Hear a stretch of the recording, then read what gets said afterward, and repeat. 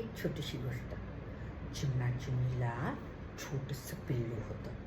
आपल्या पिल्लाला शहाणं करावं, त्याला खूप सारं शिकवावं.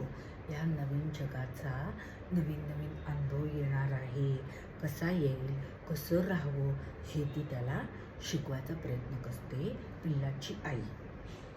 आईचं बोलणं नीट कान देऊन ऐकल्यानंतर त्याला लक्षात येतं काय करावं याच्यासाठी.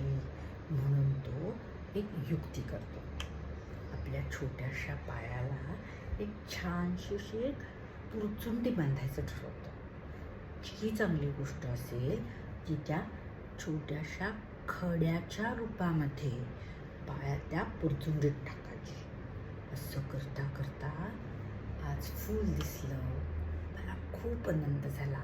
छोटासा पुरचुंडीमध्ये एवढूसा दगड टाकायला सुरुवात करतो. छोटासा दगडसुद्धा नाही बरं, अगदी कणाकणाने तो त्याचा अनुभव जो आहे ना त्या पुरचुंडीत भरायला लागतो. आज मला खूप छान उठता आलं. एक कण उचलायचा, त्या पोटरीत टाकायचा.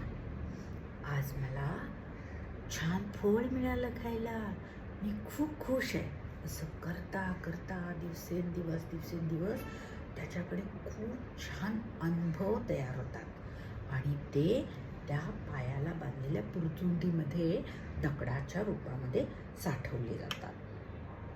काही दिवसांनी ते बांधलेली पुरचुंडी एवढी जड होते की त्याला ती पुरचुंडी घेऊन उडताच येत नव्हतं. आता काय करावं, हे कशाने झालं असेल. मग त्याच्या लक्षात येतं चांगलं अनुभव किंवा वाईट अनुभव हे साठवून आपल्याला उडता येणार नाही.